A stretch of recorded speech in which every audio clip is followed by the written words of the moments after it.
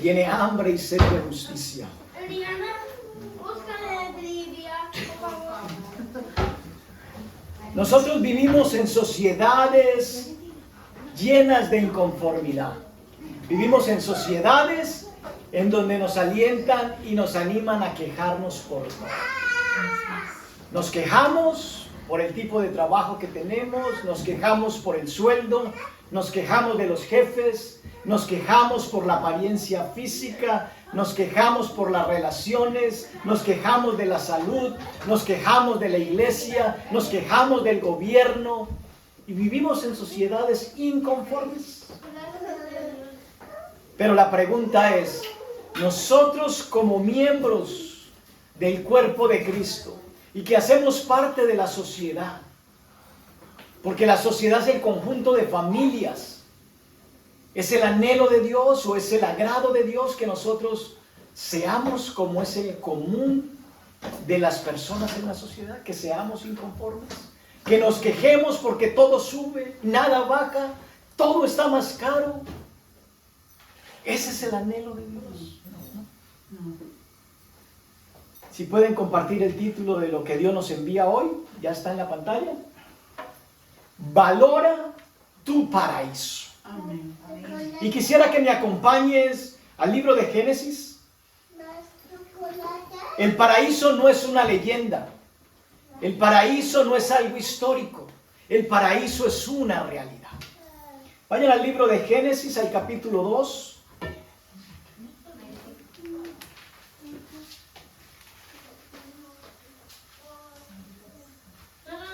Vamos a leerlo desde el 1, capítulo 1, del 27 al 28.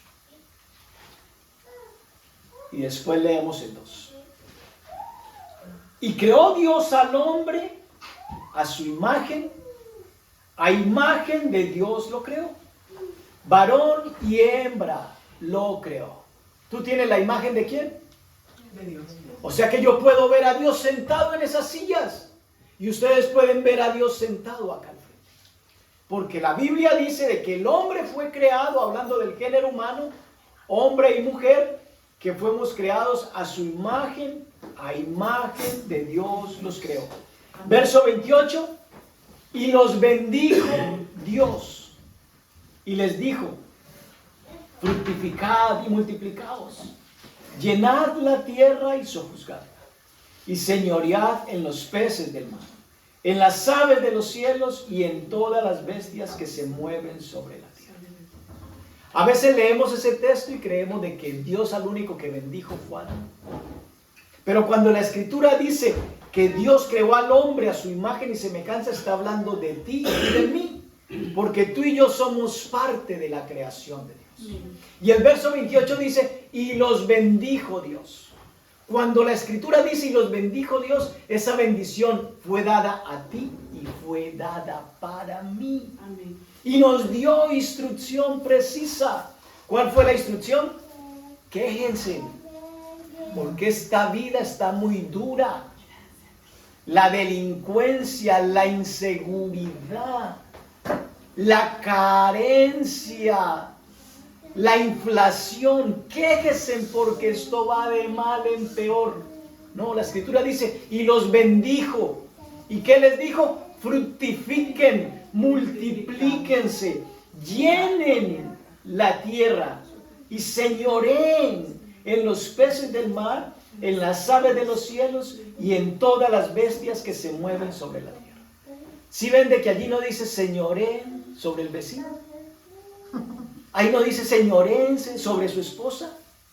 Ahí no dicen señorecen sobre su esposo. Ahí no dice señorecen sobre sus hijos. Ahí no dice señorecen sobre su jefe. Pero en el mundo en el que vivimos se quieren enseñorear de nosotros. Nos quieren explotar. Nos quieren quitar. Nos quieren robar. Nos quieren prohibir. Pero tú y yo no somos parte de este reino. La Escritura dice, estamos en el mundo, pero no somos del mundo. Si se te olvida esa verdad, vas a ser parte de lo que este mundo terrenal declara y hace con los que aquí habitamos. Pero tenemos que renovar nuestra mente y entender que primero tenemos la imagen de Dios, que segundo hemos sido bendecidos y que tercero tenemos un propósito. Y que ese propósito no lo llevamos a cabo por medio de la queja, ese propósito no lo llevamos a cabo por medio de la crítica. No. El señorear y el sojuzgar lo llevamos a cabo cuando tenemos en cuenta el consejo de aquel que lo declaró. El consejo de Dios. Leamos ahora sí el capítulo 2, verso del 7 al 15. Les decía al comienzo de que el paraíso no es una leyenda. El paraíso es una realidad. Dice el verso 7 del capítulo 2. Entonces Jehová Dios formó al hombre del polvo de la tierra y sopló en su nariz aliento de vida. Y fue el hombre un ser viviente. ¿Qué es lo que te mantiene a ti vivo y a mí vivo? El soplo de Dios. ¿No es el buen clima? Porque si vas a ver el buen clima, vas a darte cuenta de que dicen de que el ambiente está contaminado. O sea que lo que te tiene vivo a ti y a mí es el soplo de vida que Dios ha dado. Piensa por un momento que todas las cosas fueron creadas por Dios por medio de su palabra. Y dijo Dios, y dijo Dios, y dijo Dios. Pero cuando fue a hacer al hombre, ¿qué hizo? Dios Todopoderoso, me imagino que se arrodilló y se puso a jugar con tierra. Y se puso a jugar con lodo. Y hizo un muñeco. Y ese muñeco no tenía vida hasta que sopló aliento. Y fue entonces Adán un ser viviente. Ahí no dijo palabra. Ahí actuó Dios. Ahí lo formó con sus manos. Y sopló en su nariz aliento de vida. Y fue el hombre un ser viviente. Tú eres un ser viviente, pero no eres un ser viviente común. Eres un ser viviente con la imagen de Dios. Verso 8. Y Jehová Dios plantó un huerto en Edén, al oriente, y puso al hombre que había formado. ¿Dónde estaba ese huerto? ¿En el cielo? No, geográficamente en este globo terráqueo estaba en un lugar terrenal. Y puso allí al hombre que había formado. Y Jehová Dios hizo nacer de la tierra todo árbol delicioso a la vista y bueno para comer. También el árbol de la vida, el medio del huerto, y el árbol de la ciencia del bien y del mal. Y salía de Edén un río para regar el huerto, y de allí se repartía en 4 brazos. El nombre del uno era Pisón. Este es el que rodea toda la tierra de Ávila, donde hay oro. Y el oro de aquella tierra es bueno, y hay allí también berdelio y onís. El nombre del segundo río es Gihón. Este es el que rodea toda la tierra de Cus. Y el nombre del tercer río es Hidekel. Este es el que va al oriente de Asiria, y el cuarto río es el Éufrates. Tomó pues Jehová Dios al hombre y lo puso en el huerto de Edén para que lo labrara y lo guardase. ¿Cuál es tu trabajo? Labrar y guardar. Tú puede que ahorita no estés en ese mismo lugar geográfico, pero tú estás en un lugar que Dios ha restaurado porque trajo a tu vida salvación. Si tú lees la historia bíblica, allí el primer hombre que fue creado con las manos de Dios y que tomó de materia prima el barro, ¿qué pasó? Decidió desobedecer a Dios. Y por causa de esa desobediencia, perdieron el lugar donde vivían. ¿No fue que Dios les quitó el lugar?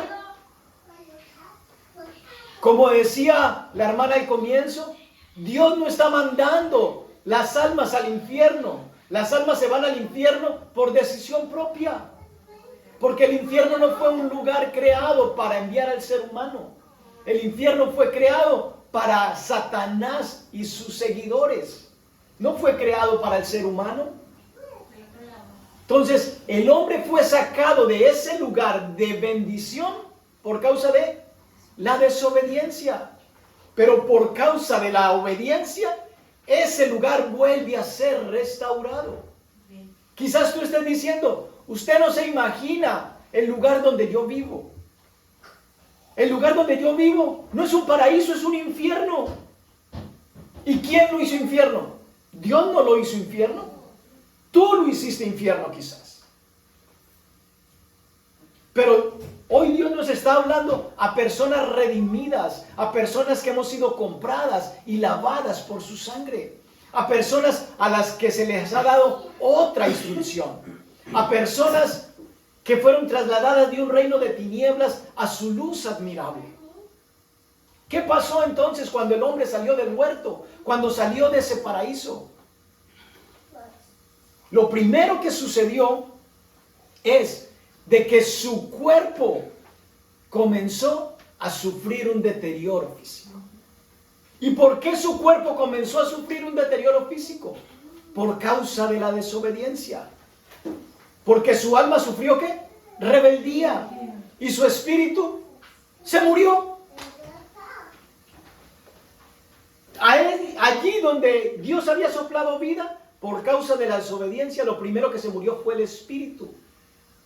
La escritura habla de que Dios le dijo a Adán, de ese árbol de la ciencia del bien y del mal no comas, porque el día que de él comas, vas a morir. Pero Adán no murió, lo que murió fue su espíritu. Su cuerpo murió 900 años después. Pero de allí todos venimos con ese deterioro. Por eso es que hay muerte, por eso es que hay dolencia, por eso es que hay enfermedad. Por causa de no valorar y disfrutar nuestro paraíso. Quiero que vayas al Salmo 104. Verso 5. Dios creó la tierra para que viviéramos los hombres.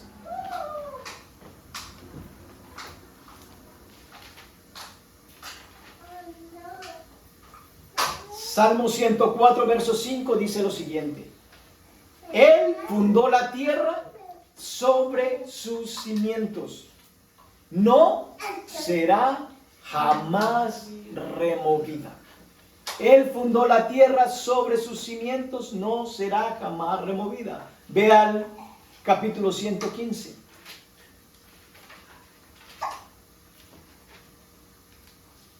Verso 16. Verso 16. Los cielos son los cielos de Jehová, y ha dado la tierra. ¿Dónde mora Dios? ¿Y dónde moran los hombres? En la tierra. En la tierra. ¿Dónde es el paraíso? La gente muchas veces le hablan de paraíso o le hablan de tierra prometida y está esperando morirse para poder hallar un mejor lugar, para hallar un mejor nivel de vida. ¿Por qué? Porque la escritura dice que allá ya no habrá más sufrimiento, que ya no habrá más lloro, que ya no habrá más lamento, que no habrá más dolor. Pero ¿qué pasa entonces mientras estemos aquí en la tierra? ¿Tenemos que vivir en el infierno? Pareciera que la preparación en la tierra es para irnos al infierno y no para irnos a una eternidad con Dios.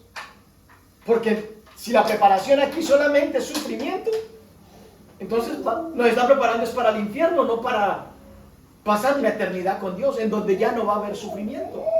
Y por eso Dios hoy nos dice, valora, disfruta tu paraíso.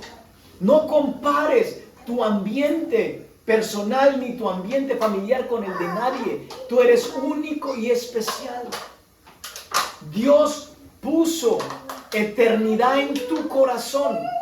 Dios te ha creado con propósito. Pero recuerda que por causa de la desobediencia nuestra alma se halla en rebeldía contra Dios. Nuestro cuerpo sufre las consecuencias. Y nuestro espíritu que estaba muerto ahora vive. Entonces, si ahora vive, podemos comenzar a experimentar ese lugar que Dios creó para Adán. Por eso tenemos que valorar nuestro paraíso. Vayan a Isaías, capítulo 65.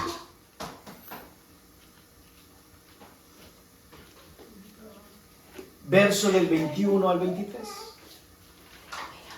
55. 65. Voy a leerlo desde el 17 mejor.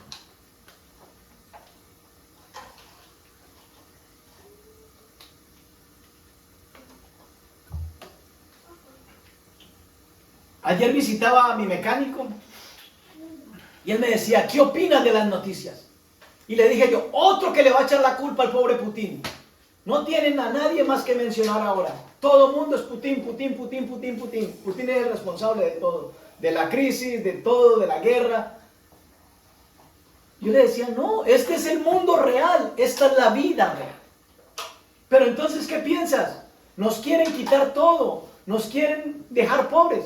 No, este es el mundo real y esta es la vida real. Pero cada cual ve el mundo en el que vive de acuerdo a lo que tenga en su corazón. Si tú no tienes una esperanza, si tú no tienes fe, lo único que puedes ver es oscuridad, tragedia y problemas. Pero si tú tienes un Dios que te ha rescatado de tinieblas y tienes esperanza en tu corazón y tienes el don de la fe y por gracia reconoces diariamente que estás en pie, entonces podés ver la vida diferente. Dice el verso 17, cielos nuevos y tierra nueva, porque he aquí yo crearé nuevos cielos y nueva tierra, y de lo primero no habrá memoria, ni más vendrá al pensamiento. Mas os gozaréis y os alegraréis para siempre en las cosas que yo he creado. Porque he aquí que yo traigo a Jerusalén alegría y a su pueblo gozo. ¿Qué es lo que Dios trae a su pueblo? Gozo. ¿Qué es lo que Dios trae a Jerusalén? Alegría. Y dice, y me alegraré con Jerusalén y me gozaré con mi pueblo, y nunca más se oirán en ella voz de lloro ni voz de clamor. No habrá más allí niño que muera de pocos días, ni viejo que sus días no cumpla, porque el niño morirá de 100 años. Imagínense qué belleza. Dios sigue llamando niños a un viejo de 100 años. ¿Y usted lo que aspira a vivir ahorita es máximo 70? No, yo ya me quiero morir porque yo ya he vivido mucho, yo ya he sufrido mucho, la vida es muy dura, usted no sabe lo que me ha tocado vivir a mí. Yo no sé lo que le ha tocado vivir a usted tiene razón. Como usted no sabe lo que me ha tocado vivir a mí, pero sí sabemos en conjunto lo que la palabra nos dice a ambos. De que en esos cielos nuevos y en esa tierra nueva, ¿qué es lo que vamos a tener? ¿Qué es lo que vamos a experimentar? Y hoy en día estamos pensando como piensa la gente sin esperanza.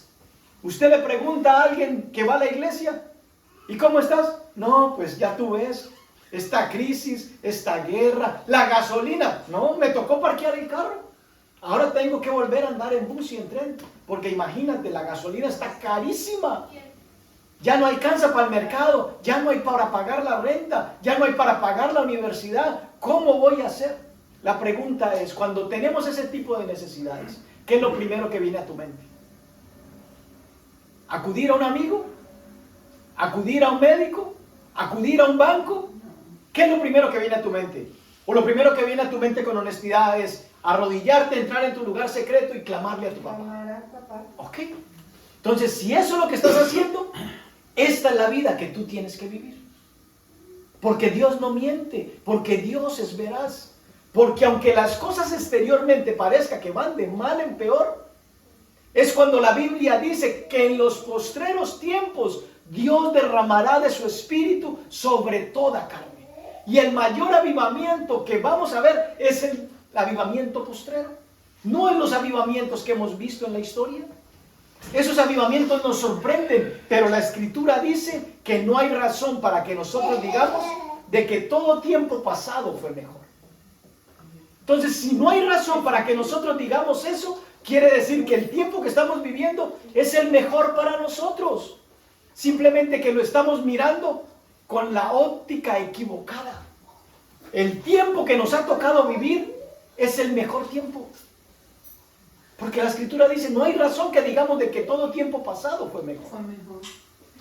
Pero nosotros recibimos información, recibimos chat que nos dicen, ay, si tú eres de esta generación, tú eres de los que realmente sabías vivir. No, esos chats lo que te llevan es a enorgullecerte tú y a menospreciar al resto. No, no hay razón para decir que todo tiempo pasado fue mejor. El tiempo que estamos viviendo es el tiempo oportuno y es el tiempo en el que continuaremos viendo la gloria de Dios. Sigo leyendo. Dice, verso 21, edificarán casas y morarán en ellas, plantarán viñas y comerán el fruto de ellas.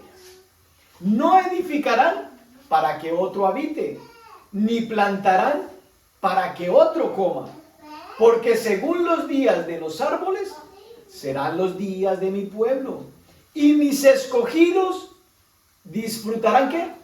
La obra de sus manos. Dios te está diciendo a ti, me está diciendo a mí, tú eres escogido por mí, tú vas a disfrutar la obra de tus manos. No trabajarán en vano, ni dañarán, ni darán a luz para maldición. Tus hijos no son para maldición, tus hijos no son para perdición, tus hijos son una bendición. Comienza a declarar de que tus hijos son siervos y siervas del Dios Altísimo. Que aunque tus ojos vean cosas equivocadas en su actuar y proceder, son los hijos de Dios. Si tú no lo declaras por fe, vas a permitir de que el mundo declare que ellos serán los delincuentes, de que ellos serán las prostitutas, de que ellos serán los homosexuales. Pero tú tienes la responsabilidad de declarar palabras de bendición sobre tus hijos. Si Dios como Padre dice, yo sé los pensamientos que tengo acerca de ustedes, pensamientos de bien y no de mal, para darles un buen final. Si eso declara Dios y si eso piensa Dios, nosotros ¿por qué vamos a pensar menos de nuestros hijos? La Escritura dice de que no daremos a luz para maldición, porque somos ¿qué? Linaje de los benditos de Jehová y sus descendientes con ellos. ¿No te parece suficiente promesa de fidelidad de Dios que te dice a ti, tú eres linaje de mis escogidos y tus descendientes también son linaje para mí? Entonces valoremos nuestro paraíso. Tú tienes un paraíso, pero es tiempo de dejar de quejarnos. Es tiempo de comenzar a valorar, a agradecer. Muchas veces pensamos, sí, yo soy agradecido porque damos gracias por los alimentos cuando nos los vamos a comer. Pero eso no es suficiente. Tenemos que desarrollar contentamiento con lo que tenemos ahora. Es por eso que la Escritura dice que nuestras costumbres no sean con avaricia, sino teniendo contentamiento con lo que tenemos ¿qué? Ahora, no con lo que vamos a tener, sino con lo que tenemos ahora. Quizás tú me digas, Julio, tengo muy poquito. Pues con ese poquito, conténtate. Porque de la mano de Dios lo has recibido. Si tienes mucho, conténtate. Porque de la mano de Dios lo has recibido. Vayan al Salmo 37, verso 29.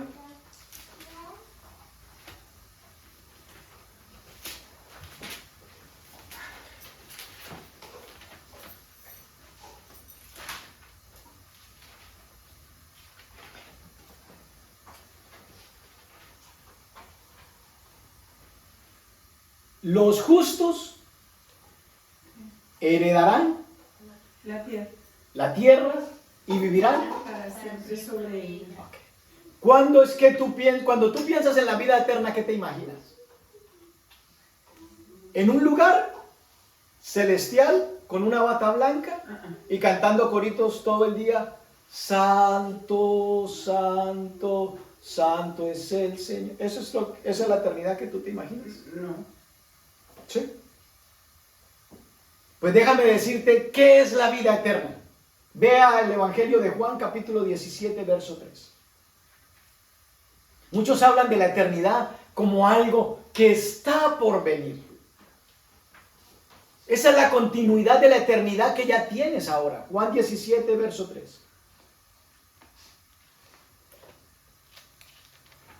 Para los que están asistiendo al discipulado, eso hablábamos el viernes.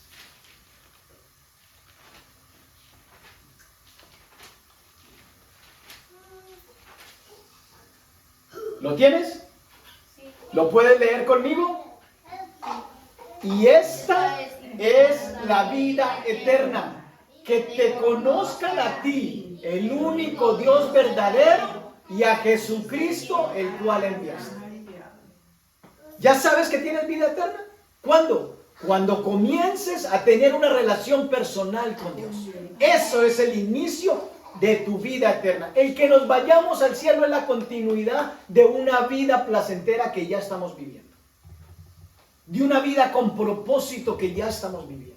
Pero muchos le hablan de vida eterna. Sí, cuando me muera, una bata blanca, ya este cuerpo no va a sufrir dolor, y cantando por la eternidad, santo, santo, santo, santo. Y usted le habla a los hijos suyos de que eso es la eternidad, y sus hijos le dicen, papá, pero eso sí va a ser muy aburrido. Uno todo el tiempo, santo, santo, santo, santo. Ya no hay nada más para hacer en la eternidad. Por eso es que los hijos nuestros no quieren ir a la iglesia, porque le hemos dado un concepto equivocado de lo que es la vida eterna. La vida eterna es servirle a Dios con pasión, es reconocerlo en todos tus caminos, como dice la palabra. Es encomendar a Él diariamente tu salir y tu entrar. Es confiar de que Él es bueno en todo tiempo. Es creer de que Él es fiel aun cuando nosotros somos infieles. De que ellos cuando van a la escuela están honrando a Dios. Cuando van al parque están honrando a Dios. Si van a la playa están honrando a Dios. Si están en el parque están honrando a Dios. Si están durmiendo están honrando a Dios. Porque la Escritura dice, todo lo que hagamos, sea de palabra o de hecho, hacedlo para la gloria de Dios.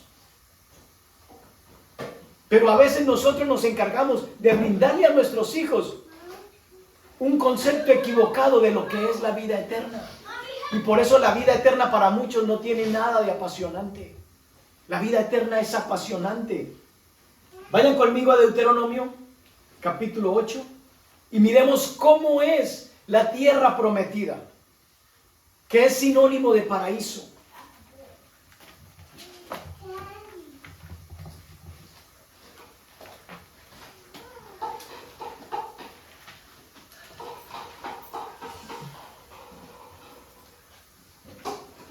Cuando leemos las cosas a veces pensamos, no, eso fue para el pueblo de Israel, eso no es para nosotros. Verso 8, vamos a leerlo desde el 1 hasta que nos cansemos.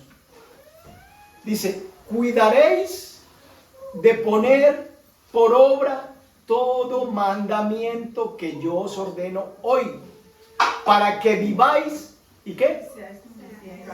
Y entréis la tierra que Jehová prometió con juramento a vuestros padres. ¿Qué leímos en Génesis? Nos hizo a su imagen, nos bendijo, ¿y qué nos dijo? Señorear y sojuzgar, ¿verdad? Y aquí nos está diciendo, pero para que lleven a cabo esa labor, tienen que poner por obra toda la instrucción que yo les doy. ¿Para qué? Para que vivan, para que se puedan multiplicar y para que entren y posean la tierra que Jehová prometió. Verso 2. Y te acordarás de todo el camino por donde te ha traído Jehová tu Dios. Estos 40 años en el desierto. A usted y a mí no nos ha tocado nada, mis hermanos. Nosotros sin mucho hemos pasado unos cuantos meses, o quizás unos cuantos años, pero 40 años en el desierto, donde solo lo que hay es calor inclemente, donde hay culebras, donde no hay supermercados, donde no hay agua, donde no hay aire acondicionado. ¿Ah? Nosotros vamos a la iglesia y puede que no haya aire acondicionado, pero nos venteamos, ¿verdad? Pero en el desierto 40 años, eso es duro, mis hermanos. Pero mire para qué fueron al desierto.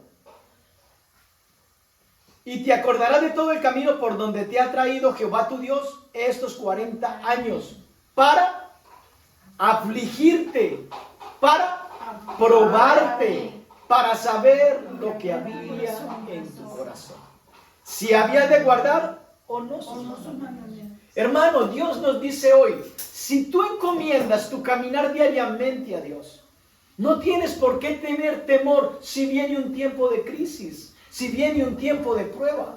¿Por qué? Porque Dios quiere probar tu corazón, Dios quiere probar mi corazón.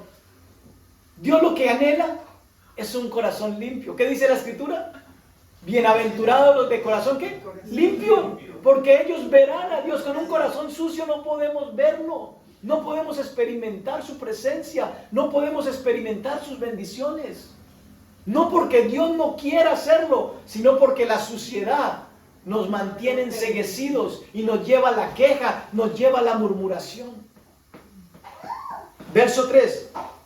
Y te afligió y te hizo tener hambre y te sustentó con maná. Permitió que sintieran hambre, pero les dio ¿qué? Comida.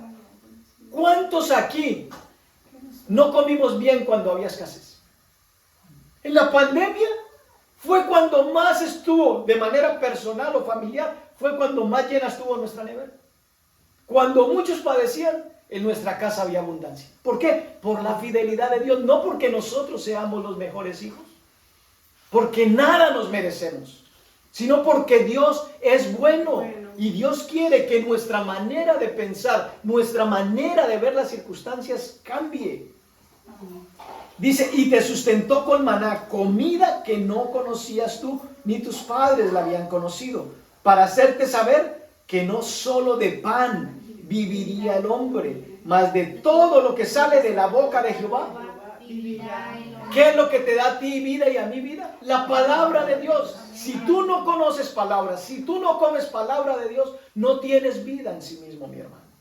Y vendrán las pruebas, y como no te alimentas, te vas a debilitar, y después de que te debilites, ¿qué va a pasar? Te vas a morir. Verso 4. Tu vestido nunca se ha envejecido sobre ti, ni el pie se te ha hinchado en estos 40 años. Dios, imagínese, gente creciendo, y el vestido crecía con ellos, los zapatos crecían con ellos, porque no estaba Walmart, no estaban los outlets para comprar ropa. 40 años con los mismos trapos que salieron de Egipto, y la ropa no se les deterioraba, crecía con ellos y les duraba. O yo quisiera tener de esa marca de ropa y de esas sandalias. Ahora las sandalias que compramos no nos duran sino unos cuantos meses o la estación nomás. Dice, reconoce a sí mismo en tu corazón que como castiga al hombre a su hijo, así Jehová tu Dios te castiga. Guardarás pues los mandamientos de Jehová tu Dios, andando en sus caminos y temiéndole. A veces estamos pasando por un proceso de disciplina y lo que hacemos es culpar al diablo. Porque como no tenemos palabra, ¿a quién es más fácil echarle? Siempre queremos buscar un culpable. El diablo me tiene pasando esto.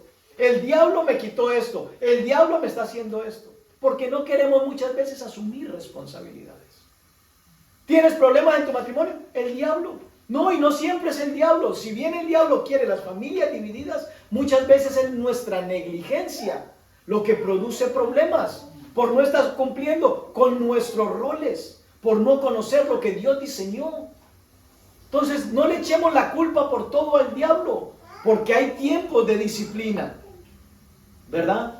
Porque Jehová tu Dios te introduce en la buena tierra, tierra de arroyos, de aguas, de fuentes y de manantiales, que brotan en vegas y montes, tierra de trigo y cebada, de vides, de higueras y granados, tierra de olivos, de aceite y de miel, tierra en la cual no comerás el pan con escasez, ni te faltará nada en ella, tierra cuyas piedras son hierro y de cuyos montes sacarás cobre, y comerás y te saciarás. ¿Y qué? Bendecirás a Jehová tu Dios por la buena tierra que te habrá dado. Pero nosotros, ¿qué hacemos cuando no valoramos nuestro paraíso? Nos quejamos. Mire lo que tengo. No tengo sino pan para comer. Pues qué rico, porque hay muchos que no tienen ni pan. No tengo sino arroz. ¡Qué bendición! Tienes arroz. Muchos dicen, ¡ay, qué pan tan duro! Eso no es duro, duro es no tener pan. Pero si el pan está duro, mójelo y verá que se le ablanda. Pero tenemos que valorar nuestro paraíso. Comienza a mirar lo mucho o lo poco que Dios te ha concedido como bendición de Dios, para que nuestra queja disminuye y desaparezca. Nos quejamos demasiado, mis hermanos. Nos quejamos por todo. Somos producto de vivir en una sociedad quejumbrosa, en una sociedad inconforme. Por eso es que los hombres y mujeres estamos inconformes cómo nos vemos. No aceptamos el diseño de Dios. Y la sociedad nos dice, tú tienes que ser así de flaquito, tienes que ser así de flaquita para que te puedas sentir bien. Si estás pasada un poquito de kilos, estás inconforme, estás insatisfecha. Y eso no es únicamente para las mujeres, es para los hombres también. Tienes que vestirte de tal manera. ¿Por qué? Porque estamos escuchando la voz equivocada. Dios le preguntó a Adán, ¿quién te dijo eso? ¿Quién te dijo que no morirías? ¿Quién te está diciendo la manera en la que debes de actuar, en la manera en la que debes responder? ¿Quién te dijo? Cuando escuchamos la voz equivocada, actuamos de manera equivocada. Pero si escuchamos la palabra de Dios, vamos a aprender a tener contentamiento, mis hermanos. El contentamiento no llega de la noche a la mañana. Verso 11. Cuídate de no olvidarte de Jehová tu Dios, para cumplir sus mandamientos, sus decretos y sus estatutos que yo te ordeno hoy. No suceda que comas y te sacies y edifiques buenas casas en que habites, y tus vacas y tus ovejas se aumenten, y la plata y el oro se te multipliquen, y todo lo que tuvieres se aumente. ¿Y se enorgullezca qué? Tu corazón, y te olvides de Jehová tu Dios, que te sacó de tierra de Egipto, de casa de servidumbre. Dios no tiene problema en bendecirnos. El problema es nuestro corazón, que se llena de orgullo cuando Dios nos bendice. Muchos llegan a la iglesia en necesidad y Dios los bendice, le da la respuesta, les suple lo que les hace falta, y después dicen, pastor, no tengo tiempo, discúlpeme, pero es que Dios me dio un trabajo que es que no me queda tiempo para venir a la iglesia. Yo no tenía antes casa, ahorita tengo 2 y tengo que estar haciéndole mantenimiento a las casas los días domingos. No me queda tiempo para ir a la iglesia. Antes caminaba, ahora tengo 3 carros, 4 carros, pero no puedo venir, pastor, porque tengo que estar pendiente de los choferes. Dios les da tanto que no saben administrar la bendición, y en vez de disfrutarla se les convierte en una maldición, y se enorgullece el corazón y dice que se olvidan de dónde Dios los sacó. Verso 15. Te hizo caminar por un desierto grande y espantoso, lleno de serpientes ardientes y de escorpiones y de sed, donde no había agua, y Él te sacó agua de la roca, del pedernal, que te sustentó con maná en el desierto, comida que tus padres no habían conocido, afligiéndote y probándote, para a la postre hacerte bien. ¿Cuál es el propósito de Dios si nos disciplina? A la postre, hacernos ¿qué? Bien. Entonces dice, no mal valoremos la disciplina en el tiempo presente. Agradezcamos a Dios. Si estamos encomendando a Dios nuestro camino, como dice la palabra, encomienda a Jehová tu camino, confía en Él y Él hará, ¿verdad? Y exhibirá tu justicia como el mediodía. Dios se encarga de exhibir nuestra justicia. Nosotros no tenemos por qué estarnos promoviendo. Dios es nuestro promotor. Dice que aquel que se humilla en secreto, Dios lo exalta en público. El problema de nosotros es que hacemos las cosas al revés. Queremos exaltarnos en público y Dios tiene que humillarnos. Verso 17, perdón. Y digas en tu corazón, mi poder y la fuerza de mi mano me han traído esta riqueza. Hermano, nunca deje de reconocer que usted no es dueño de nada. Dios es el dueño de todo. Él es el dueño del oro y de la plata. Usted y yo somos mayordomos. Si usted tiene algo hoy en el bolsillo, si tiene algo hoy en su cuenta de banco, es porque Dios le ha permitido que usted tenga algo. Porque usted y yo no nos merecemos nada. Verso 18. Si no, acuérdate de Jehová tu Dios, porque Él te da ¿el qué? El poder para que seas pobre. Dios dice que en toda labor hay fruto. Si usted trabaja barriendo, Dios dice que barriendo hay fruto. Amén. Si usted es un gran empresario, Dios dice que allí hay fruto. Amén. Si usted hace pan de bonos, buñuelos o arepas, Dios dice que allí hay fruto. Amén. Si usted hace tortas o dulces, Dios dice que allí hay fruto. En toda labor hay fruto. Pero tenemos que ser ¿qué? Diligentes, esforzados. ¿Qué fue lo que Dios le dijo a Josué? Esfuérzate y sé valiente. ¿Para qué? Para obedecer a tu rey. Verso 19. Mas si llegares a olvidarte de Jehová tu Dios y anduvieres en pos de dioses ajenos y les sirvieres y a ellos te inclinares, yo lo afirmo hoy contra vosotros. ¿Que de cierto qué? ¿Y Dios quiere que usted y yo perezcamos? No. Pero Él tiene que permitir que usted y yo perezcamos por causa de que nuestro corazón se desvió. Por causa que no valoramos nuestro paraíso. Como las naciones que Jehová destruirá delante de vosotros. Así pereceréis por cuanto no habréis atendido a la voz de Jehová vuestro Dios. Julio, es que obedecer a Dios es muy duro. Pues hermano, yo le voy a decir lo que dice la Escritura. Y la Escritura dice que es fácil. Vayan a primera de Juan capítulo 5. Verso 3. ¿Cuántos dicen que seguir a Dios y obedecer a Dios es duro? ¿Puedo ver sus manos levantadas? No, nadie. Primera de Juan 5:3.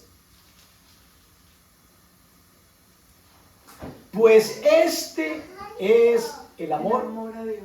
No el amor de Dios, el amor a Dios. Del amor de Dios no tenemos duda.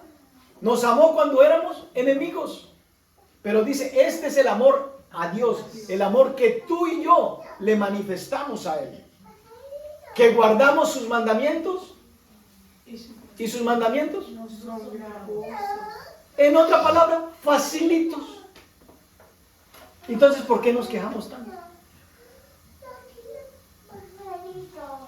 Es más fácil vivir con dos mujeres o con una sola mujer. Es más fácil vivir con una. Si con una uno tiene problemas, imagínese uno teniendo dos o tres. Es más fácil ser honesto o ser mentiroso. Ser honesto. Pero el mundo nos ha enseñado que mentir es más fácil. Y como estamos programados de esa manera, decimos, ay sí, ¿verdad? Mentir es más fácil. No, dice que sus mandamientos no son gravosos. O sea que es más fácil ser honesto, es más fácil ser honrado, es más fácil ser diligente que perezoso. Aunque el perezoso diga, ay, qué rico, aquí no me levanté hoy. Allá esos hermanos que van a la iglesia, yo estoy aquí en mi cama, viéndolo por internet. No, mis hermanos, los mandamientos de Dios no son gravosos. Cuando Adán y Eva pecaron, su Trinidad se afectó. Se afectó su cuerpo, se afectó su alma, se afectó su espíritu. Gran parte de los problemas que nosotros afrontamos o vivimos es por no tener claro nuestro valor, es por no tener claro nuestra identidad, es por no saber la obra redentora de Jesús. ¿Qué dice Génesis 2:17? Ya lo leímos, pero quiero que lo leamos nuevamente.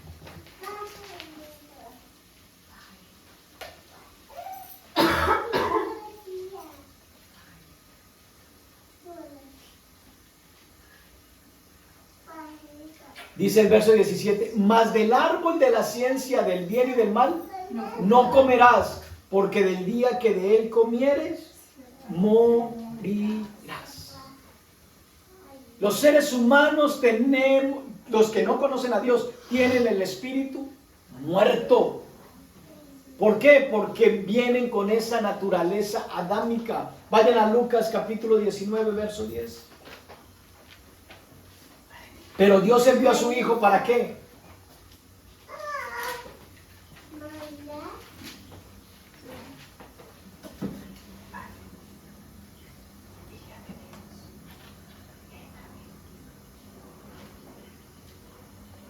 El versículo 10 dice, porque el Hijo del Hombre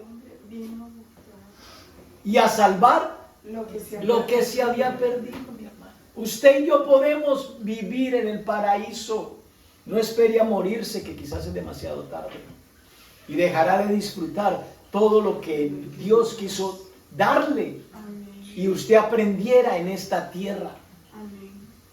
Acuérdese, en cielos nueva y tierra nueva. Simplemente pensamos, eso es por allá, después del cosmos, después del espacio, allá van a ser los cielos y la tierra nueva. Pero cuando Cristo vino, dice la Escritura que Él vino a restaurar todas las cosas. Por eso es que hoy podemos llamar a Dios Padre, porque Él nos reconcilió con Él. Por eso es que podemos volver al diseño original. Por eso es que podemos disfrutar de un paraíso. Por eso es que tenemos la palabra de Dios, que es el río de vida. El paraíso lo bordeaban ríos. Pero Dios dice que la palabra es viva y es eficaz. Pero necesitamos conocer palabra, y no solo conocerla, sino obedecerla. Quiero leerles una parábola que está en el Evangelio de Mateo, en el capítulo 13.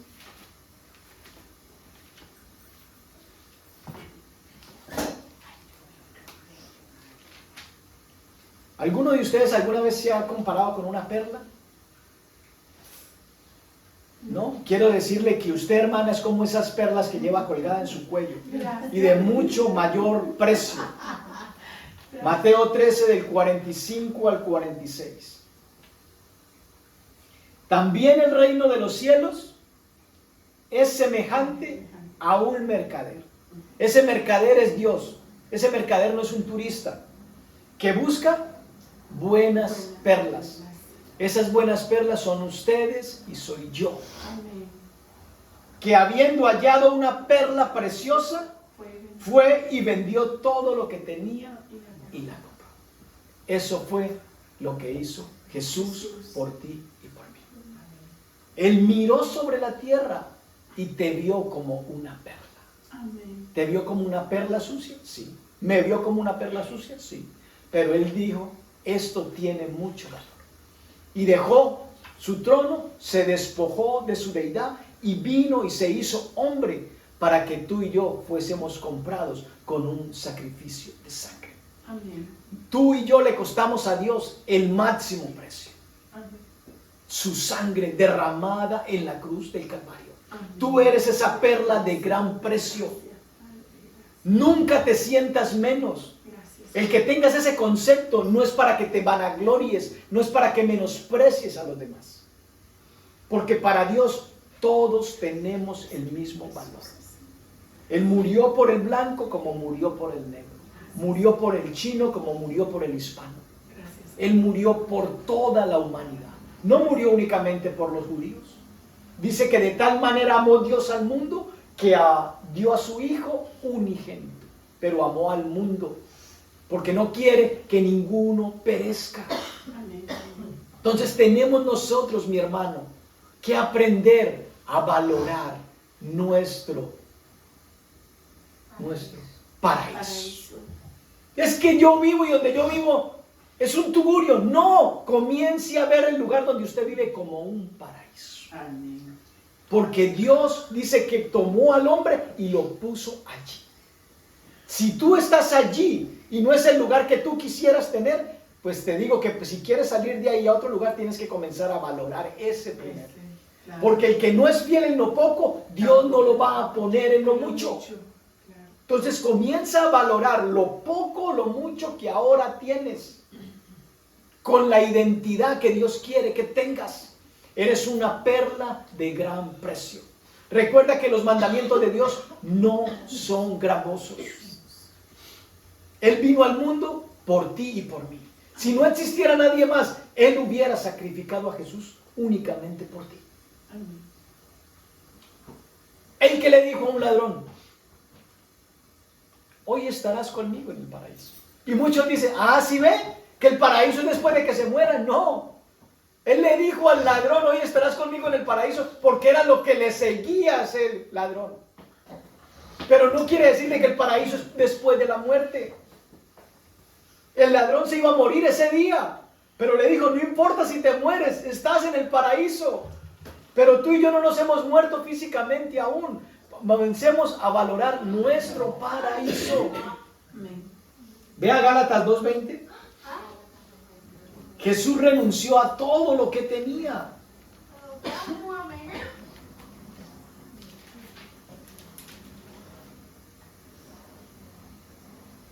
Con Cristo estoy juntamente crucificado.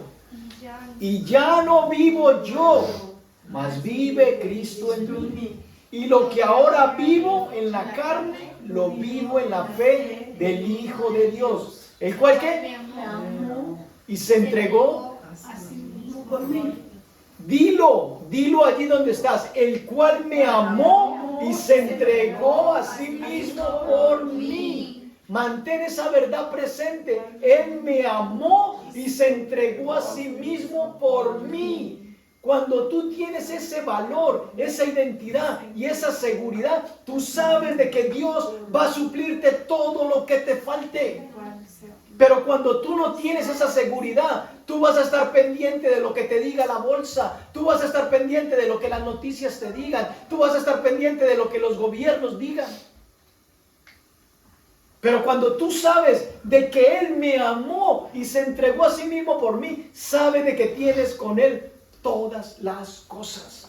Amén. Romanos 8:32.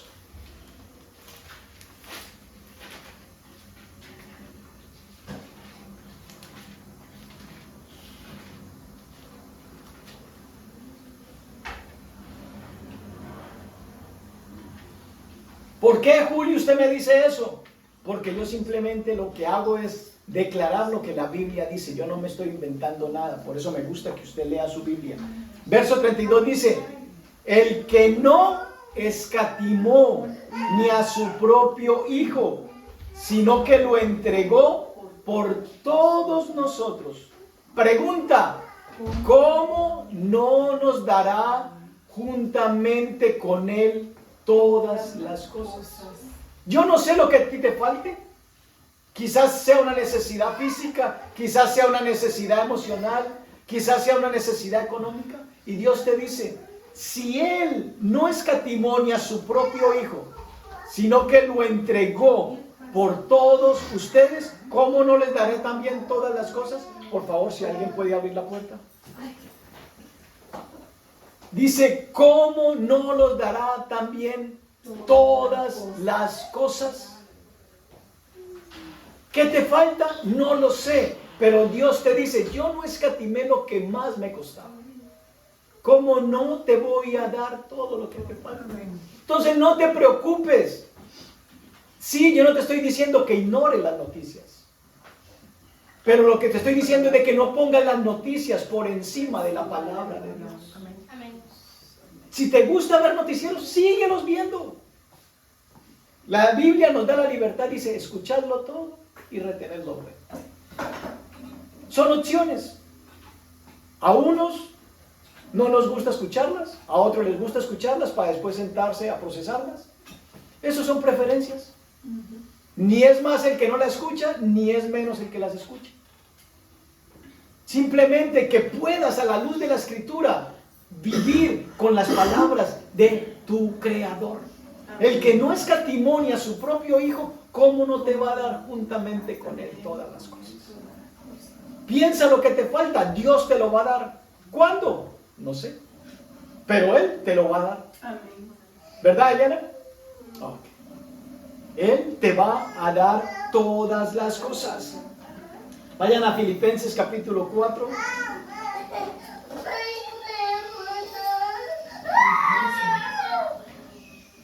Verso del 11 al 13.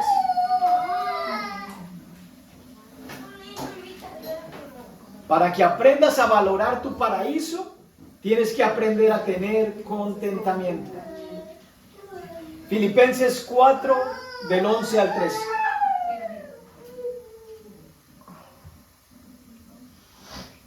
Habla el apóstol Pablo y dice, no lo digo porque tenga escasez. Está diciendo Pablo un consejo y está diciendo, lo que les estoy diciendo no es porque me esté faltando, ¿verdad? Dice, pues he aprendido ¿a qué? A contentarme, a tener contentamiento. ¿Cuántas veces? Haz un balance de las veces que te vas a acostar enojado, frustrado. Hoy me faltó esto, hoy no tuve esto. Pero él dice, yo les doy este consejo no porque tenga escasez. Él aprendió a contentarse. El contentamiento no es algo que logramos de la noche a la mañana. El contentamiento es un proceso de crecimiento y madurez que viene producto de la adversidad. ¿Por qué de la adversidad, pastor? Porque usted en la adversidad, si no sabe responder, no lo pasan al siguiente nivel. Entonces, lo que nos conviene es aprender a tener contentamiento con lo poquito, si quiere que lo coloquen en lo mucho. Y Pablo aprendió, él dice, yo aprendí, él no dice, a mí me dieron esta revelación, porque lo que quisiéramos todos es, que el Espíritu Santo se aparezca y me dio una revelación y yo ya cambie, y yo ya sienta, y yo ya haga. No, la palabra de Dios no procede así. La palabra de Dios es consejo, la palabra de Dios es mandamiento, la palabra es para ponerla a prueba y está tu opción, si la tomas o la dejas. Pero es que queremos, es que Dios, si tú me quitaras este odio que yo siento por esa persona, Dios no te va a quitar el odio, Dios simplemente te presenta la otra opción, está el amor, tú escoges, te quedas con el odio o te quedas con el amor, te das perdón o sigues odiando. Dios no te va a quitar el odio, porque Él te dio los sentimientos para que tú los controles, para que tú te señorees, para que tú sojuzgues. Pero sí te dio un espíritu de amor, de poder y de dominio propio con el que podemos hacer todas las cosas. Por eso el apóstol decía, todo lo puedo en Cristo que me fortalece. Él no dijo, yo hago todo lo que quiero, no, él dijo, yo todo lo puedo, pero porque Cristo me fortalece. Sigo leyendo. Sé vivir humildemente y sé tener abundancia. En todo y por todo estoy enseñado. Así para estar saciado como para tener hambre. ¿Sí ven que aún hay que aprender a tener hambre? Hay que aprender aún a tener hambre. A veces nuestros hijos tenemos hambre. Coma. No, déjelo que aguante un ratico para que valore. Sí, hay que enseñarles, tenemos que aprender. En todo he sido enseñado, así para estar saciado como para tener hambre. Así para tener abundancia como para padecer necesidad. Hay que permitirle a nuestros hijos. No sé si recuerdan, hace un tiempo no muy lejano les dije que a nuestros hijos tenemos que prepararlos para el sufrimiento. Pastor, usted sí es malo. No. Dios nos prepara para el sufrimiento también. Y Él dice que aunque pasemos por un valle de sombra de muerte, Él está con nosotros. Eso es lo que nos tiene que preocupar. Que Dios vaya con nosotros, que Dios nos sustente, que Dios se glorifique en nuestras debilidades. Verso 13. Todo lo puedo en Cristo que me fortalece. Salmo 37, versos del 3 al 5.